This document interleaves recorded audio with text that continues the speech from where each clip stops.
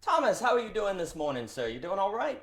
Doing great, Daniel. It's good to see you. It's wonderful to see you. I must say, I did my best to get a little informed on the field that you're in with typography, and I'm a layman, so every time I conflate typography and font, please don't throw up too much in your mouth. Do forgive. I understand there are differences between those, but it's such a fascinating field, and it's so amazing to think that font impacts comprehension, our ability to understand what you're reading, and that you're doing such a fascinating project in a field to help people better comprehend what you're reading. It's called Lexend, correct? Yes, that's the font. And what's your research been about in that field, Thomas? Well, the first note is working with an educational therapist named Dr. Bonnie Schaefer Troop. She approached me about 2 years ago, where she's been working with students for about 20 years, where they're having reading difficulty. And her methodology was by amplifying the spacing between and inside letter forms. So basically, imagine that each letter, like a lowercase n, for example, it's composed of, they get very technical, what we call two stems, Mm. uh, a joint, a shoulder, and then there's a spacing around those objects. So the two stems are the two vertical kind of bars, think of it that way. And then there's that arch and a lowercase n, for example. There's those black shapes, but then there's the white space. That's what we call it. If you go to art school, you would use language like that. Both to the left and right of the stems on both sides, so that there's spacing between two ends being typed next to each other, for example, Right. and a space between the two stems internally. Mm. So what Dr. Bonnie Schaefer Troop did was apply amplification of the spacing, both inside the letter and between letters. Mm. And she found immediate improvement in reading performance in children. In children. That's so amazing because often when you hear about the discussion about literacy, there's a lot of talk on different methods, how to get people to read, how to get them to kids to read, a good night moon, filling those gaps in different things, and to think that by changing the space between letters and words, that itself can impact literacy. This just seems to be something that's been missed for a really long time. I just find it fascinating. Yeah. I mean, the typical reading accounts has been, it's funny. If we go into education and look at the literature and the commentary in academia about education and learning literacy, basically Mm. learning how to read, which is, by the way, a first premise we have to all acknowledge is that reading is not a natural thing. Mm. It's a technology.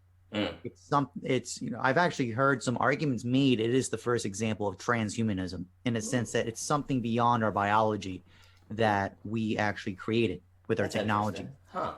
We take it for granted because writing is so fundamental to our society and civilization, but it is true.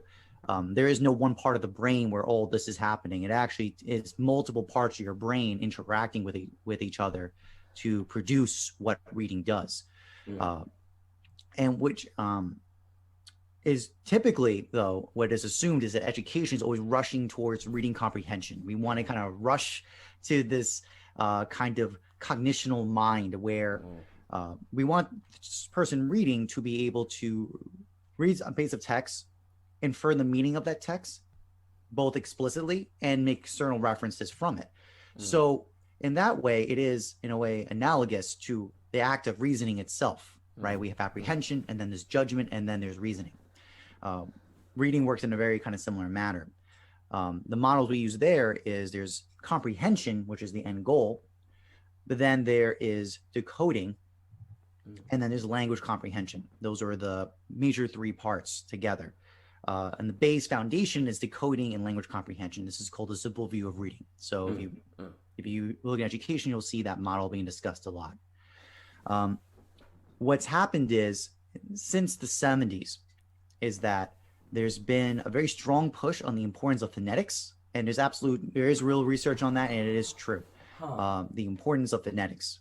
However, the reality is you still need to visually see the marks on the page to be able to process the phonetic processing from orthography, right? The writing the marks on the page into their sound composition, and then point that to the concept that we're talking about.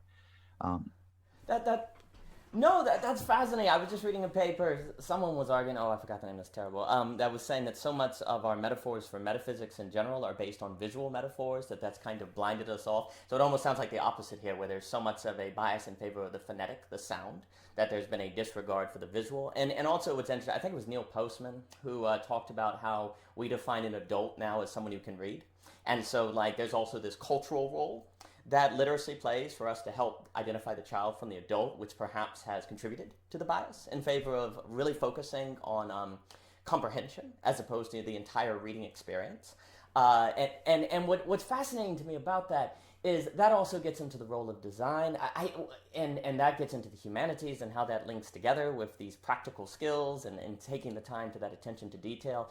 And it just makes me think that it's almost like, if I'm understanding correctly, that different kids, different individuals trying to read, the font that they use can impact their ability to be literate. And it's funny too, because there was this, I guess, study out of MIT where they were talking about how if you gave these adults something to read that was in an easy font, and you gave some adults the same thing but it was in a different font, but it was difficult, and then afterwards you gave both groups a task that had nothing to do with what they read. The group that had the more difficult to read font actually did poorer on the task because of the cognitive burden that just reading had on them. And so the argument was made that, hey, font's important because that can reduce cognitive load or cause stress. And yet, it's fascinating to me. It never occurred to me to think that could apply to kids. That could apply to literacy. Those are great points, Daniel. I just want to clarify one important thing is that reading is it's very complicated, and any of the discussion about the typography being a causal property is presuming that we have that's basically the text has to be language comprehension. Right. Like you have to actually know the language, you have to know the sound to mark correspondence, and you have to know what this is pointing to. And I appreciate that. That shows how good of a thinker and careful thinker you are to make those clarifications. You know, I have a tendency to go to the big, and I'm thinking that concept. So I appreciate that clarification. No, of course. I mean, what I'm just positing is that now here's what's interesting is that speech and language is natural. So this is remember I said that whole point about reading is not a natural activity, but speech is, and language is natural. This has been discussed in Aristotle and whatnot as the foundation of community, right? Of the polis came from our power to discourse with each other, not just for pleasure and pain, but for the good and the evil, the just and unjust. Take your pick. This is natural.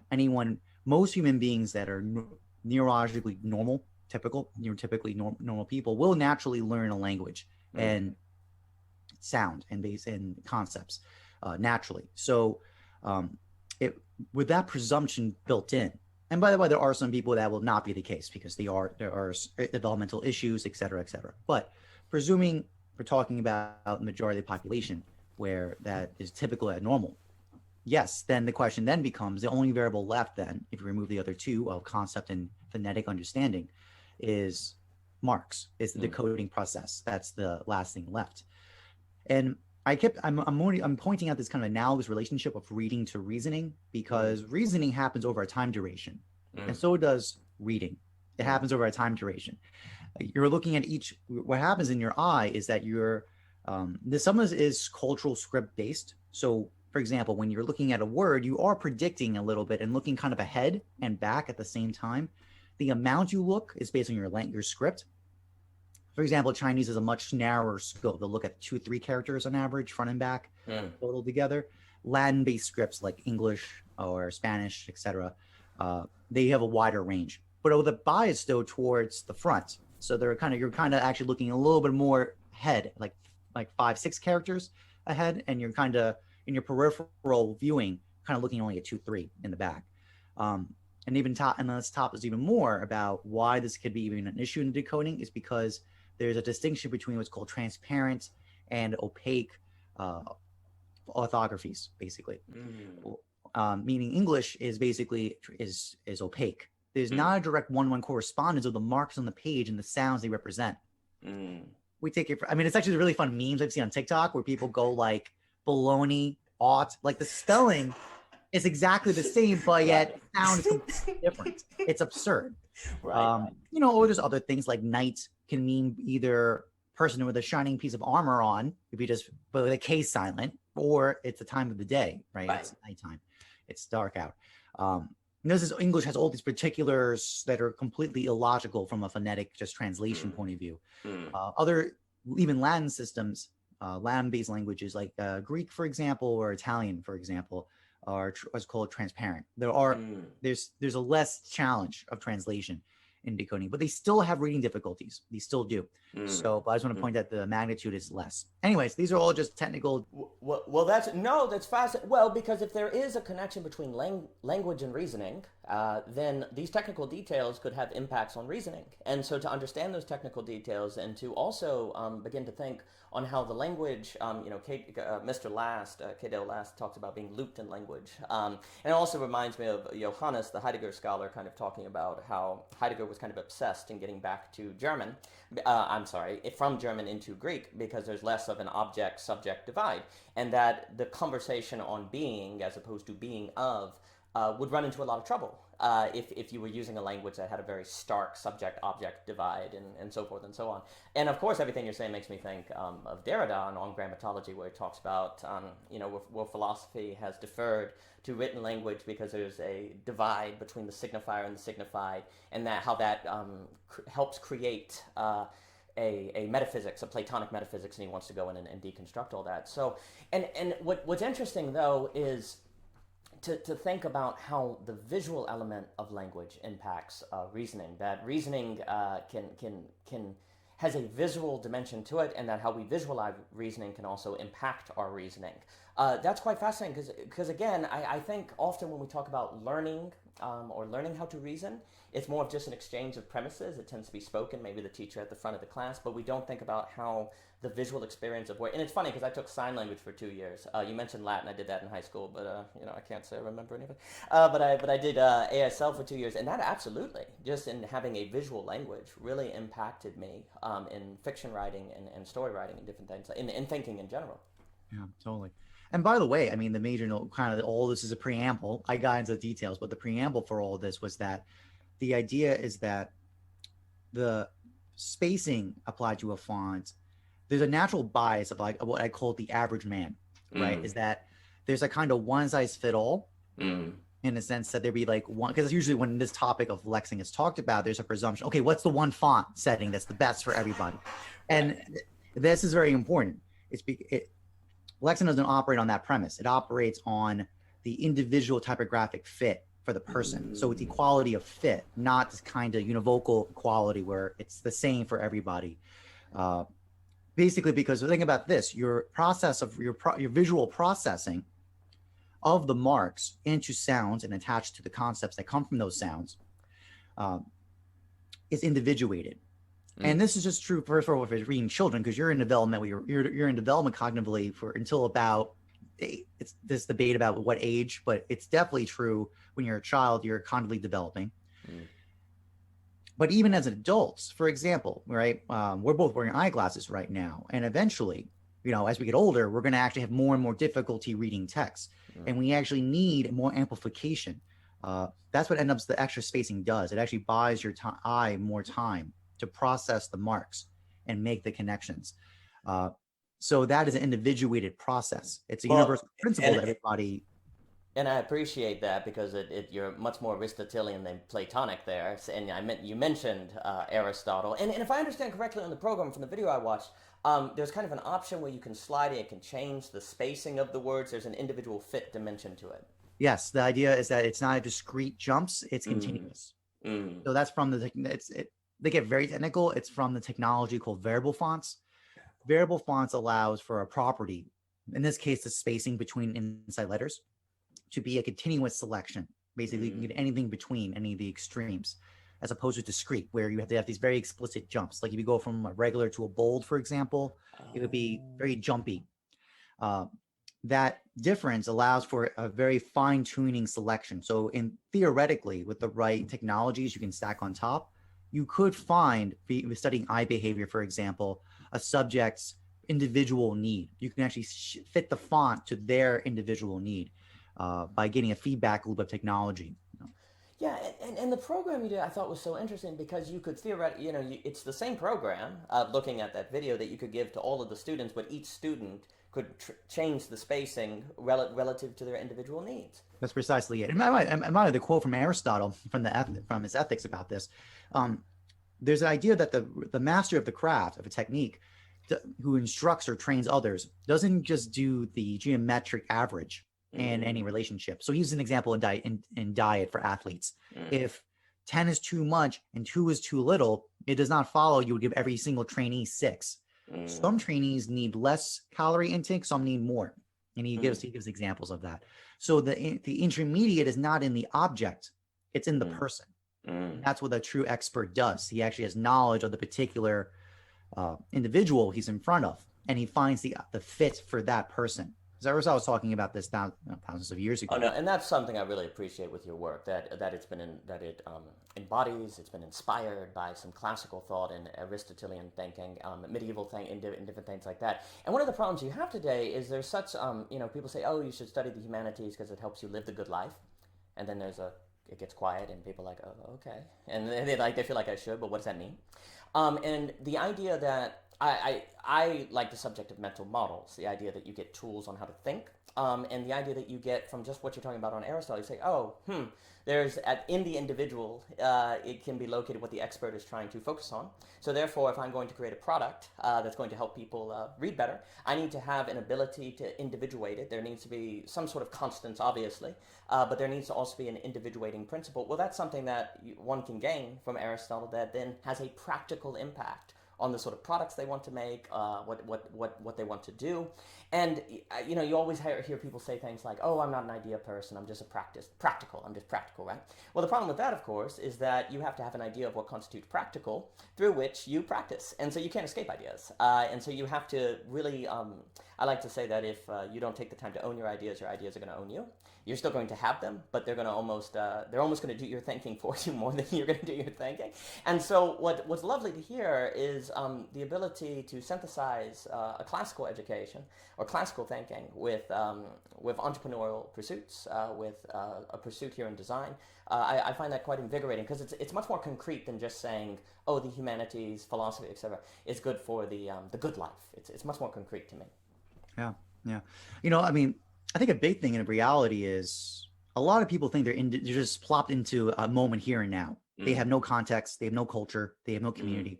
They are not a recipient of a culture, a tradition, and a way of basically foundations. We sit on the shoulders of giants, basically, right? To use the quote. I think definitely the study of the humanities is very much a gift to help you appreciate that reality of we're very much indebted to a lot of gifts in our society, in our even act. And I don't disagree with you. I would even go as far to say we are servants to a master, and the masters are the people who endowed us with our models, our thoughts, our principles in which we act. Oh yeah, and today there's such a, I think, knee-jerk against the language of any sort of servitude. But there's the language of apprentice, and the idea that you would be able to, if I one day woke up and said, well, I'm going to go fix my car, and I'd never done any training or never studied under someone, people would look at me like I'm nuts because you haven't been apprenticed, you haven't taught, and of course the car's going to break. Well, the same thing kind of applies for life. Life is going to be something you live through the tools of your ideas, through the lenses of your ideas. And if you're never apprenticed in those ideas that you have, you might, I'm not going to say you're going to go out and get hit by a car instantly or something. You're going to get lucky. But if one wanted to put their money on an individual who would probably do better in life versus someone else, would it be the individual that's taken the time in order to own the ideas through which they embody and through which they live, or the person who is not? Would you put your money on the person who's been apprenticed, or the person who had not been apprenticed for life? And I would certainly put it on the apprentice. But it's interesting. It's almost like the problem, but because ideas are not something one can touch or see, they're not right in front of you, they're very easy in our sort of ontological hierarchy to kind of make them less important than the subjects that we see in the world, that the things that we look at, they're more concrete, so then we don't think to take the time to focus on them. And I think also that kind of gets into in what you were talking with Lexend. I think we have a kind of hierarchy where the letters are more real than the space between them. Therefore, we focus on the letters and don't really think about the spacing that much. And likewise, we tend to have hierarchy where we think a universal standard that everyone can meet is more real than some sort of individuation. So there's a sort of bias where we don't take the advice that you're putting forth based on Aristotle and say, well, the more real, the more supreme is some sort of metric, some sort of standard that everyone can fit into. And so that right there is an idea, all those different hierarchies I just described that have real practical consequences are a result, can be seen as a result of a failure of people to own their ideas as opposed to be owned by their ideas. Yes, I would agree. I mean, basically, you're a servant of what you measure, right? That's another good way to frame that too. I like that. Yeah, I think, and there's a lot of great ideas you're just talking right there, Daniel. The first one is the big distinction to anyone who studies a craft or discipline in any art is usually in the beginning you have obsession of presence, the thing in front of you. You're kind of fixating on the literal thing in front of you. But as you gain more maturity and mastery of a topic of domain, you start becoming more aware of the absences, the lacks between things. And you actually realize that it's actually the attention, your intentionality, it needs to be in the absences of things to literally cause a kind of a Harry Kleinian kind of tension on your presence. Real presence comes from attention to the lack or absence of things that fuse. There's actually a documentary called Helvetica. I know it's actually literally a documentary on the font called Helvetica typeface. And there's actually a very well-known printer who talks about this, that he comments about this typeface called Helvetica. It's like the white space just compresses the letter. And as a practicing typeface designer, I completely understand what he's getting at with that. It's this real attention of absence that shows the mark of an expert. Well, and that's so great because I do a lot in fiction writing, and there's this real tension between a sentence that is too present, that puts too much up front, that tells instead of shows, and a sentence that tells enough to be suggesting that there's something more going on. So, for example, if I have the sentence where I say Sarah is sad, it's not really a good sentence. Why? Because it's too upfront. Sarah is sad. Oh, okay. It's information. But if instead I said to you, Sarah looked down at her feet, and then she reached up and rubbed under her eye and didn't say anything. Right there in the sentence, the reality that Sarah is sad is very present, and yet it's not present in the sentence at all. It's completely lacking, and yet what is made present in such a way that suggests that lack. And so good fiction writing is always a dance between pointing to something lacking and making present something that suggests that lack. Now, on the flip side, this can be very difficult, because if I say Sarah reached up and scratched her head, I'm not directly telling you anything, but it's not clear what's lacking. Is she confused? Is she bored? Is she angry? It's not, and she's hiding it by scratching her head. It's not clear. So the sentence in that example does not, it shows, it doesn't tell, but it doesn't work in its showing because it is not clear what I, as the reader, am supposed to think is lacking based on the described action. But of course, this is quite difficult because then the fiction writer can never know for sure if the sentence, there's always this intuition where you're trying to guess, I think it's pretty clear in that showing that X is lacking, but then you can get paranoid and wiggy, and fiction writing is a great way to do that and rewrite 20 times to make sure you're making it work. But there's that dance, and to the point, if you don't even have the mental model that there's a difference between nothing and lack, that they're just the same, or they're similes, well, none of the stuff that we're describing would even occur to you. If it would not occur to you that what's going on between letters and words is nothing. But as you're talking about, actually, there's a lot going on in that space. That space does something to you. It can do something to you. But if you don't have the mental model, because you never read Aristotle, then it would not occur to you, and that has practical impacts. These ideas from the human, they have practical impacts, and this hard divide between idea and practical, I think, is ironically makes us very impractical. Yeah, I agree with that. Because I think the big thing about it is there's been a presumption of the importance of reasoning, right? But Aristotle even further admits reason is just a discussion of the means. The ends are already presupposed before you even get started, and that's why you need philosophy, and that's why the study of a philosophy is basically digging down into your presuppositions to find out what your first principles are, right, and better clarity what those first principles and final causes you want or your desire are going to be. So I'm in total agreement about what you're saying there.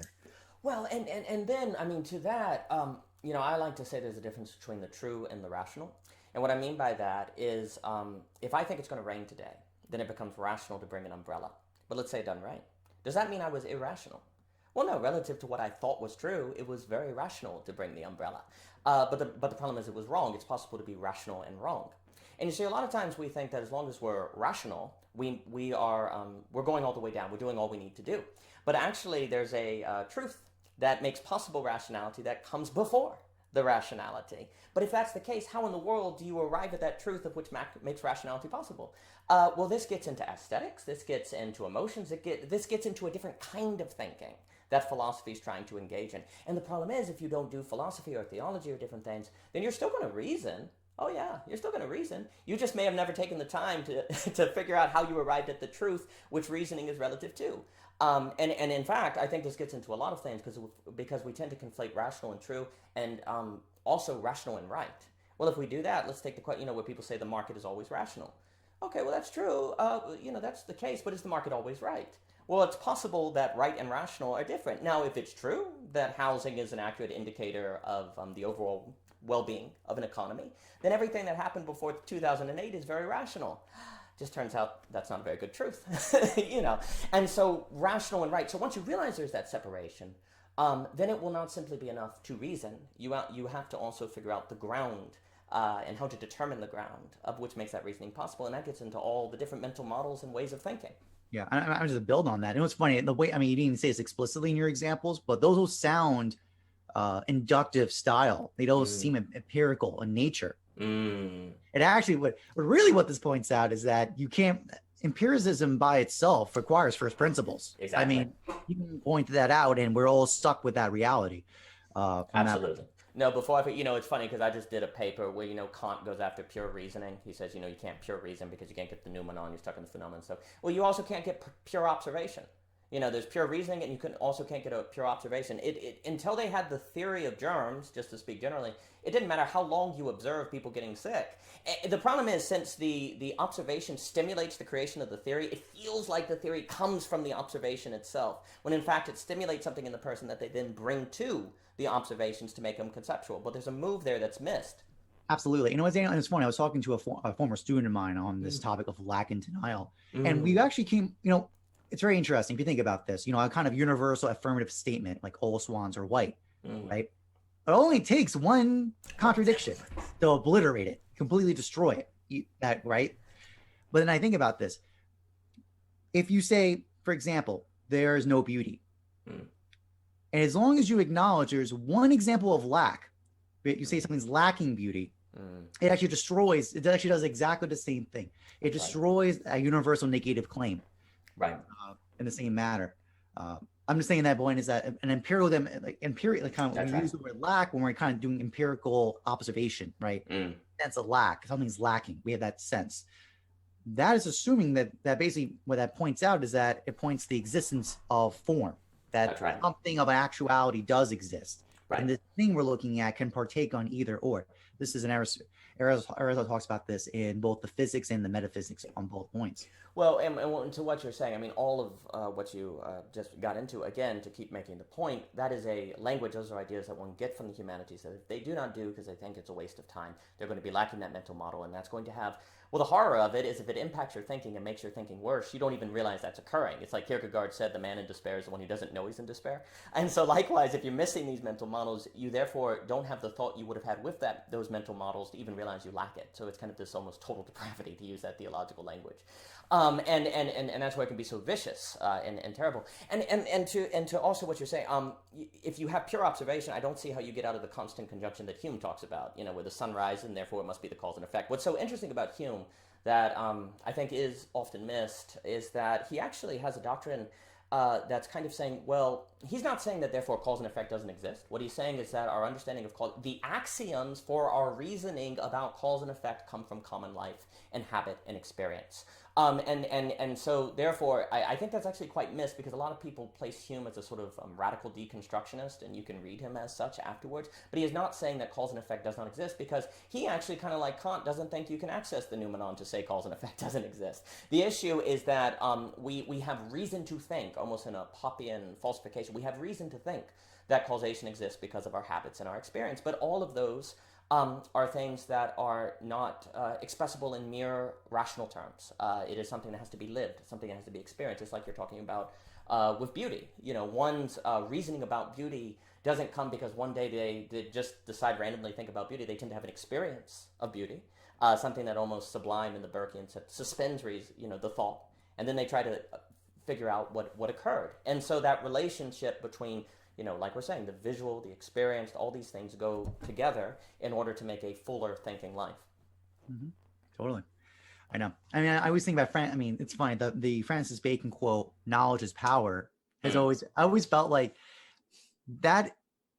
It's like, how do you, that's true, but in what sense? Like, right. What kind of power? Yeah. I mean, Francis Bacon went down that whole route with basically the empiricist model of it. I think the more classical way to take that framing, knowledge is power, is power. Literally, your capacity to do anything in the world is dependent on knowledge. Right.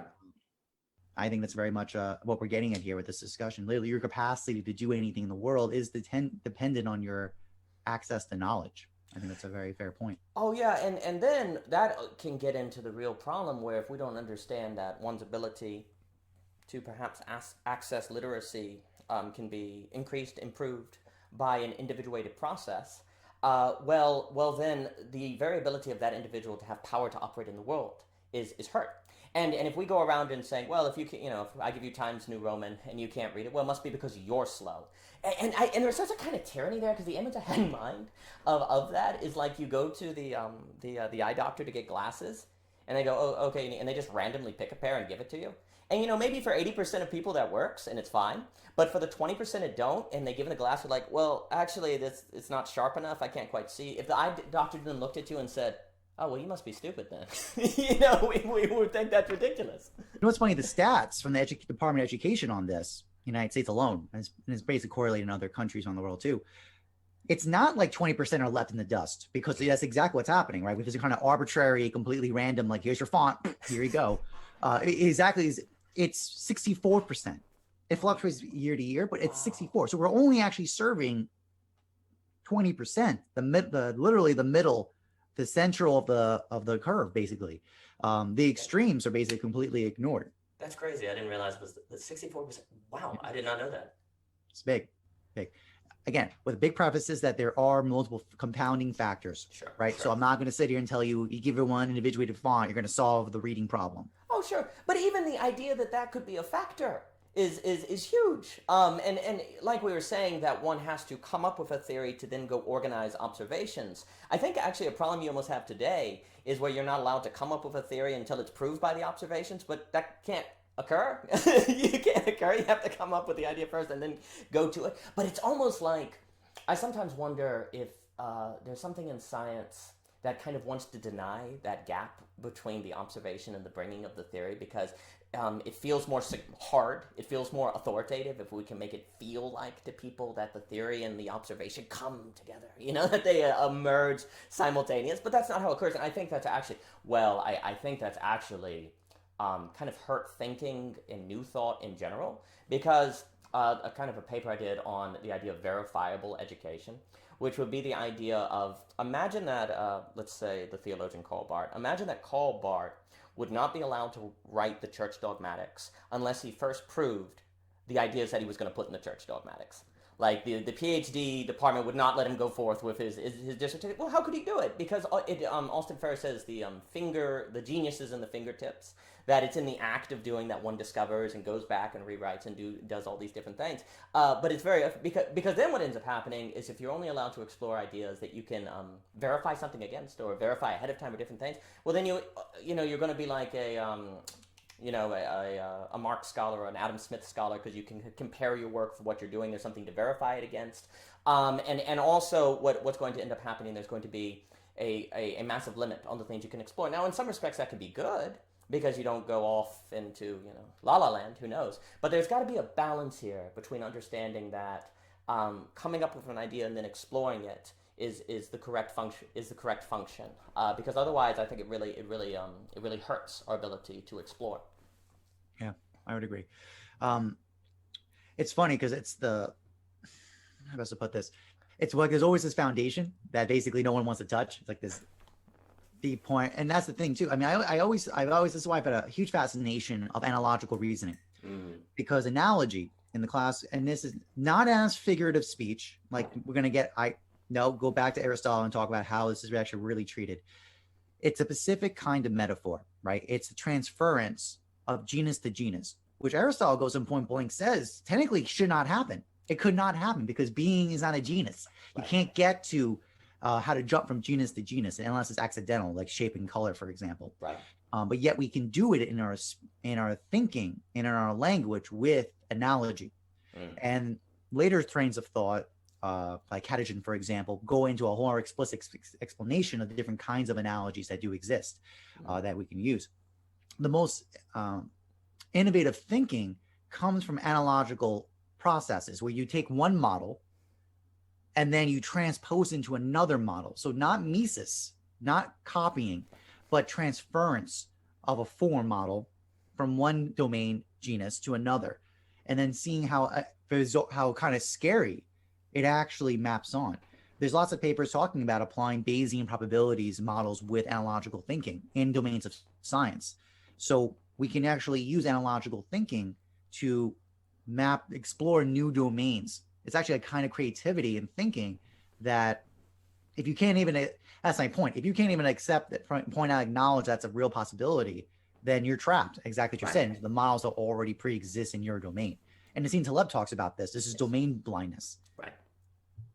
Well, and I think, one of the things I do appreciate about Derrida, I think sometimes people who have hard reactions against deconstruction can take down Derrida too, but very often the original thinker can be more nuanced and interesting than the followers that come after. My good friend Vincent once said, it's okay to, he was speaking generally, it's like, it's okay to be Plato, it's not okay to be a Platonist, it's okay to be Heidegger, it's not okay to be a Heideggerian, because there tends to be, et cetera, et cetera, et cetera. And one of the things that Derrida did understand is that you get, and it's what you're saying, domain dominance, where you get the experts have a certain way of thinking and they're invested in that way of thinking, and so you need to go and deconstruct it, because that's going to keep people out. It's going to potentially exclude, and also exclude ways of thinking. And for him, it's important, therefore, that deconstruction was actually an affirmative act. It wasn't a nihilistic act. You're affirming the people who are excluded by that preset, or you're affirming the ways of thought that are excluded from that way of thinking. So it was something affirmative. It wasn't so nihilistic as. Now, we can get into that practically it can lead to nihilism for some of the, once you destabilize givens, it's hard to restore them and have any trust in them. It's like, I guess Wittgenstein said that restoring a tradition is like trying to repair a spider web with your bare hands. Always really like that. So likewise, if you go into a domain, break up the train of thinking, and that's going to open up possibility, but then it can be really difficult to establish, to determine what the new grounds should be, or to maintain a Deleuzian state of difference. How do you do that and it not feel arbitrary or too chaotic? So that's a real challenge. I think we have that today, which people like Philip Reif and Charles Taylor kind of talk about. But to what you're also saying is, I think that gets into the danger as well of this, the social incentives to be a specialist as opposed to a generalist, to use that Poppian language, which I think it's important. We don't want to make a complete enemy of specialization, because there is something to be said about being an expert, but it's almost when it becomes like a moralized dogma that can actually hurt thinking, because then you can't cross-pollinate, you can't bring the different mental models across. And I like to say what's good is you want to be a specialist in a skill, like a specialist in a skill or a field, but you still want to read widely. I think Dietrich McCloskey said that once. He said, specialize, but read widely. And I always thought that was a good balance, because again, if you're always expanding, you never do anything well. But then at the same time, well, and it also makes me think, I always find it fascinating that when we talk about the Renaissance man, we kind of have this, but we also have this idea of the jack of all trades, the master of none. But it's interesting because these Renaissance men, they were masters of something. And I wonder if you could go back and say, interview or ask Leonardo if he felt like his different fields, sculpting, painting, thing, if they distracted from one another, I think he would look at you and be like, nah, it was that going between that gave rise to all of the different ideas.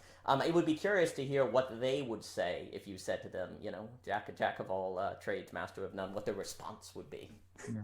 Yeah. Because it's funny, because actually the idea is that the only way you really could cross domains is through analogical thinking. Like you have to see the models of thought in the other disciplines and how they correspond to your understanding. So there's this idea that we think sometimes in communication we need to have perfect isomorphic similarity. Then you had a great essay about this. I love your essay about it. A heliomorphic, right, kind of exact similitude in the mental models to have understanding. And you don't necessarily need that.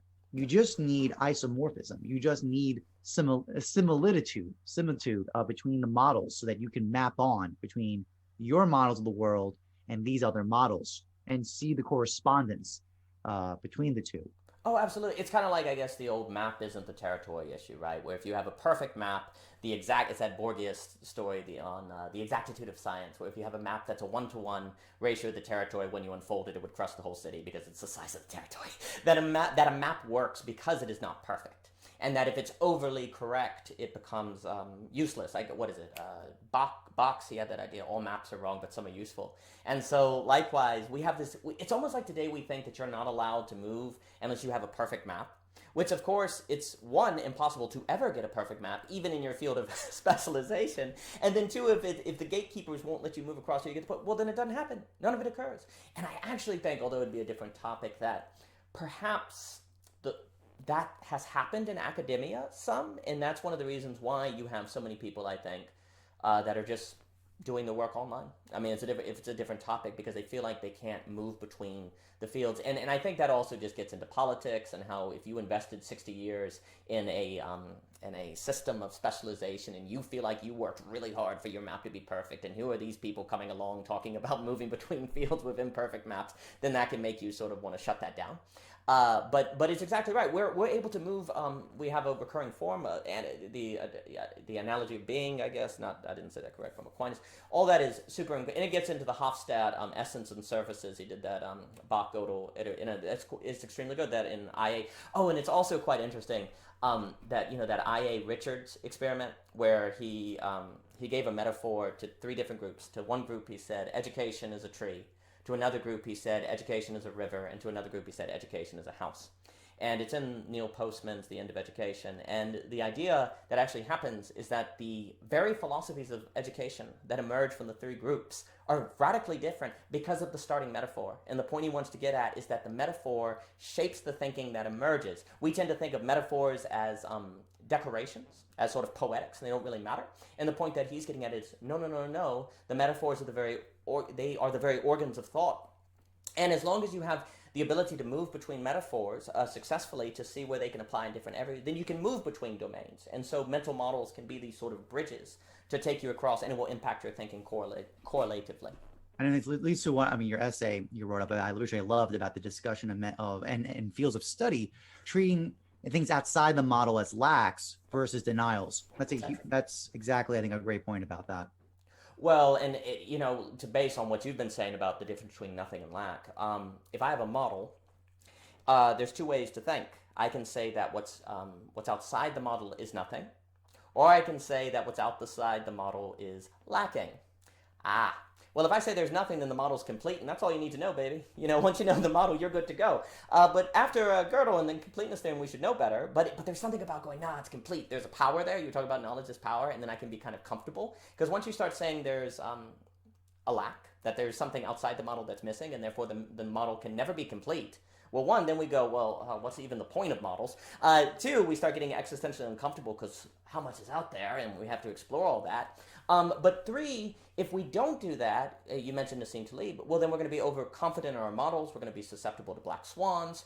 And also, too, it only makes sense to have what you would, the domain dominance, like staying in this domain, if you really do ascribe practically to the thinking that there's nothing else outside of it, nothing of value. Because the thing is, if you ask someone directly, oh, do you think there's nothing outside the model? Of course they're going to say, oh, no, the model's, missing data.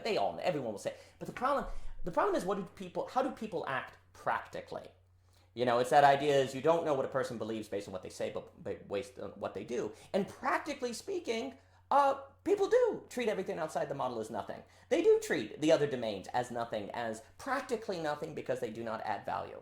But that's where I think the conversation of mental models, education, the humanities and all these things come into play. Because if you're doing the humanities correctly, the philosophers reading literature, they're looking at, all the classical economics are also philosophers and theologians, and they're going between and they understand it. Now, horrifically, I think today you have the humanities splintering apart, and that might be a reason why they struggle so much, which would be another conversation. But no, I think it's very important to realize, again, it comes from the fiction, right? It's almost like your economists, your politicians, all these people who are making models, or they need to understand that they are actually in the business of fiction writing to some degree, not just nonfiction, where what they're doing, the models they create are lacking something. The model they make present, like the sentence you make present, can't be Sarah was sad. Likewise, you can't have a model that's totally complete that makes everything present. It has to be lacking, and you need to own that so that you can figure out a way to make whatever model you make present, so whatever information you make present, successfully points to what's lacking, so that you don't have unintentional mistakes, like Nassim Taleb talks about.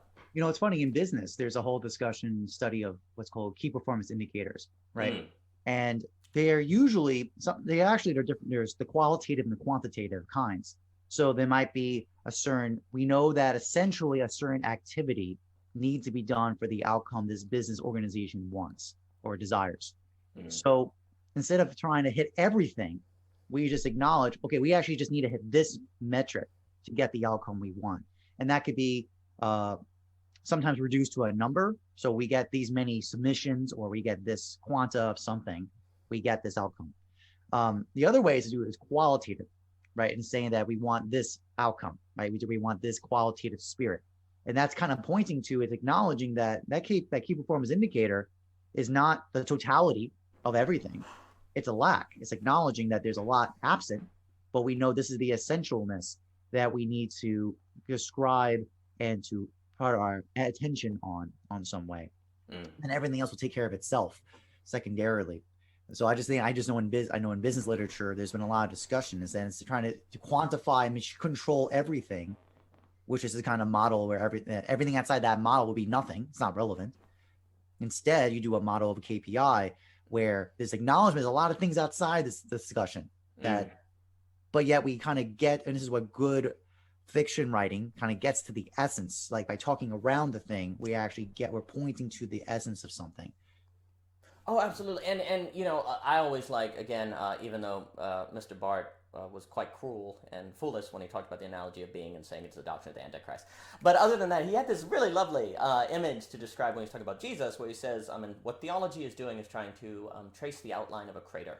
Where Jesus kind of hit the world and you're trying to figure out who he was based on what he did. Because you can never observe the meteor directly. You can never observe Jesus directly. So you're trying to trace out a crater. Well, if it's the case that all models are wrong, because no map can be the territory, then every model, to some degree, is in that situation where the best they can do is trace out, go around, and try to figure out what's going on. But we don't want to admit that. We don't really like that. We want to talk about, no, we saw the meteor, we know exactly what it looks like, now give us all your money. So we want a verification, not a sort of negative, not this knowledge via the absence. But the nature of reality is such is that that's what one must do. And I think that's what we should learn after Gödel when he talks about incomplete. People have taken that incompleteness idea from Gödel, the incompleteness theorem, to mean we can know nothing, therefore, everything deconstructs, et cetera, et cetera, et cetera.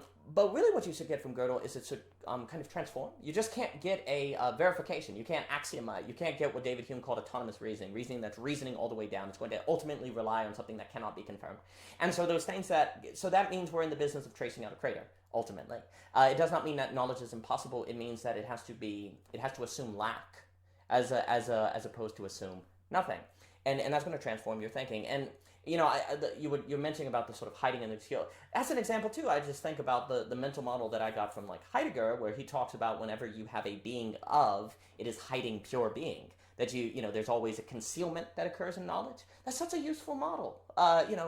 Regardless of what thinks about the rest of Heidegger, it's a useful model to think that in what you know there is something concealing. And I wonder, so Mr. Jockin, is it the case that Lexend can help like really deep and difficult philosophical texts be simpler? Like if I put Heidegger's Being and Time in Lexend, then I'm going to start to grasp it. Because if so, man, I got the commercial for you, dude. I'm going to have like a copy of Being and Time. I'm going to be like, I read this for years and I didn't have a clue what was going on. But then I put it in Lexend and then I pop drop. Now I'm teaching in Berlin. So, I said this is so presumes language comprehension, and Heidegger is incredibly difficult to parse out. So I think it'll be more reading. I think you'd be less exhausted. I think you actually might have a more fluent reading experience when it's set to the right way.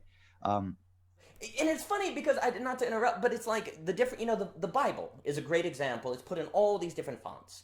And there is an understanding that the font the Bible is put in can radically transform your experience of the text and even impact how you're able to comprehend it. It's like putting what Jesus says in red, or some of the painter. Oh man, he's at the International Arts Movement. He's like anyway, he did this whole version of the Bible that was a painting, and it absolutely transforms, for me at least, how you see the text. So I was just thinking, we'll do that with Being in Time, then we'll be good. I mean, by the way, I'm learning Arabic, and Lexend actually has Arabic, and I'll tell you from personal experience, it helps immensely to use Lexend in Arabic while I'm learning, because it's literally I'm in that state of cognitive development where I need that amplification to process what I'm reading. And if you give me Arabic to read that's, normal Arabic setting, I struggle immensely. Wow. So I could just tell you from personal empirical, like just demonstrate an anecdotal example personally. It does make a big difference. That's so crazy. It's so nuts to me to think that font spacing can transform your ability to understand and to comprehend, and that can be, of course, it's early. I understand what the data, but that could be, and thus is worth exploring. To really help with comprehension. I mean, again, I the more I think about it, it's kind of if I go to a bank, it's obvious that font impacts my impression at the very least. If I go to a bank and I'm thinking about depositing my money and the font of the sign is that bubbly, childish, birthday party, I probably go, I think I'll take my money elsewhere. It looks childish, right? And so font impacts my impression, and then to say, well, it also impacts your comprehension because there's something about impression and comprehension that can go together. It's just a powerful idea that again I think expresses the importance of humanitarian thinking. Because if you're overly instrumental, if you're over like, well, how do we get to reading literacy? How do you make people literate? Well, you're not going to be thinking about these possibilities because you're just thinking about the ends. You're not thinking about the means. It's literally a platonic floating mind, yes, right? And not realizing it's basically Aristotle's revenge in the sense that it shows, no, we're embodied entities. We have matter and form put together in a hypostasis together. You can't escape the body. You cannot escape embodiment, subscription, right? I think that's the big error that's basically happened here. And education has done that. It basically rushes to the end, that this cognitional just ghost in the shell kind of process, and not realizing that there is a physical body involved in this. Well, but that also gets into the bias of something that one can measure is more real. And it's much easier to measure a bunch of brains on sticks than it is to measure a bunch of embodied people. And so you can get a kind of tyranny in measurement that is a result of a assumption of hierarchy, that the universal is more real than the particular or the individuated. And so again, philosophy has practical impacts. And this can also, a question I've been thinking about that I haven't completed my thinking on it is it the case that as the larger a system becomes, the more it relies on universal metrics and has a tendency to become Platonic. And then I think also, which would be a lovely conversation for another time, it actually gets into all the politics and how impoverished the discussion is. I mean, you hear about liberal and conservative. No one talks about communitarianism. Nobody talks about liberal anarchy. There's many more categories that can figure out, instead of just right, left, you can get up, down as well. These different things. And it's curious to me, and I'll leave that vague before we talk for 3 hours, is that there is something about where it's almost like we want we say we don't. We say we want people to be full-bodied and not to be brains on sticks, but then when we put together our organizations and do things, that is what we want because we can measure it. And there's something existentially uncomfortable about making space in our lives for room, to make space in our lives for things we cannot measure, because then we have to be open. And I think that gets into also where I'm a big on the lack of aesthetics and beauty in life, because I think aesthetics and beauty trains you to a kind of openness, openness to life where you don't see the unknown as scary, you see the unknown as beautiful. Because there's two ways, I always say there's two ways to take the word mystery. One is mystery is something you cannot know, and it's kind of scary. It's like a black hole. Then there's the beatific idea of a mystery, which is something that the more you know, the more there's more to know, and then it's pulling you upward. Generates wonder. There's a big difference, that's right? correct. There's a difference between a kind of horrific kind of fear of the Lord, Lovecraft, theory. Yeah. Like a kind of withdrawing versus the kind of wondering, which is the kind of witnessing. And to me, what's fascinating about that is that would suggest it's possible that our failure to be habituated to aesthetic experiences has thus primed us to favor a world based on models, of which then leads to exclusion.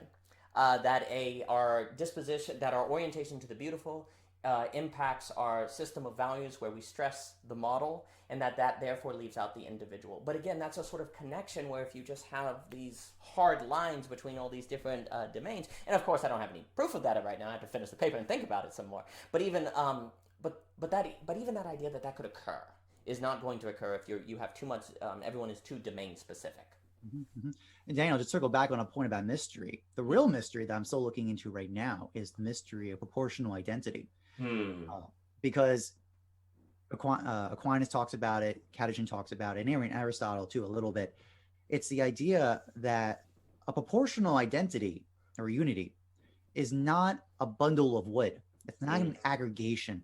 And in fact, the problem with almost all models we use today is they're based on, I call it the average man, right? This kind of aggregation.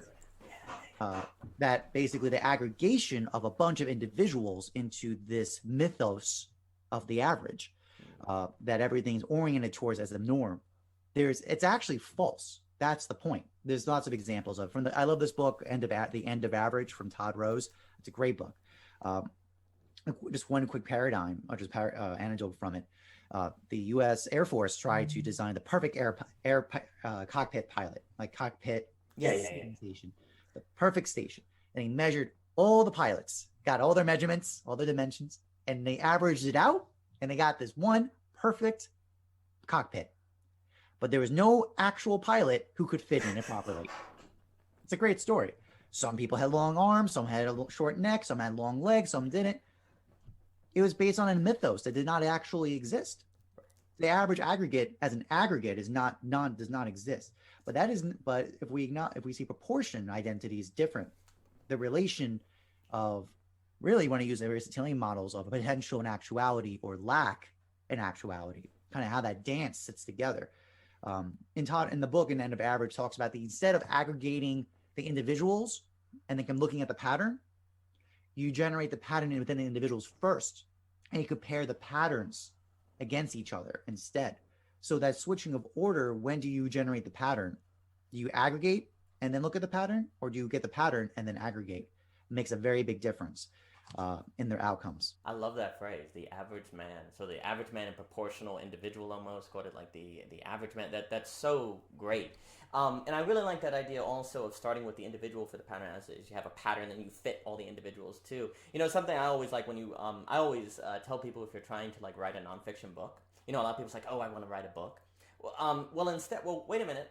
Sometimes if you're so bent on writing a book, you'll take a good idea that should be an essay and stretch it into 400 pages and it shouldn't be. What's better is to say, no, your goal should be to complete the idea, rather that be in a paragraph or an essay or whatever, and then move on and then keep going. And let's say you get, over the years, you get 40 essays or whatever. Well, suddenly you'll see that between essays 2 and 8 and 18 and 20, something emerges that connects them. And suddenly and all at once, the essays become chapters. It's a flip moment. It's like they always were chapters. And when that occurs, you have all the more reason to think that you have a good book, that a book that's actually saying something, because you tried not to make it a book. You tried to falsify it and to contain it. And I think that's just good advice, because it's almost like if you really want to write a book, then you're going to force it, as opposed to when you should simply want to give an idea, a good idea, its due, whatever size that might be, and another good idea, and another good idea, and then to find that pattern. Well, Thomas, Mr. John, this has been delightful. I have really enjoyed speaking to you. I don't know where the hour went. This has been so wonderful. Is there anywhere we can go to see your work? Is there any projects you have coming up soon to put you on the spot? And again, I just really appreciate how you combine all these fields together. That you're mentioning Aristotle as you're talking about design, typography, and then business. I think that's a really good enterprise. And like you say, it's where you're showing that you're not overly domain specific. You still have a specialty, obviously, in typography and font, but you read widely. That informs that specialty. So I really appreciate that about you. Yeah, it's been a pleasure. I mean, it's been a great conversation, Daniel. I really am thankful for this opportunity to talk with you and your enthusiasm on the Lexend project. And, if I want to put a little shout out, anyone listening this far in, you can learn more either by going to thomasjockin.com or as well as my new venture, Readable Technologies. So I have new ventures that are building on what Lexend did to improve reading performance in children in schools. So I'm very excited about that. Excellent. Please send that to me. Well, I'll look that up. I live off of sticky notes. You can't see it, but my desk over here is full of them. But anyway, Thomas, I really appreciate your time. Thank you so much. May you be blessed in all your work, and I hope we can do this again soon. And thank you again. This has been delightful. It's been a pleasure. Thank you, Daniel.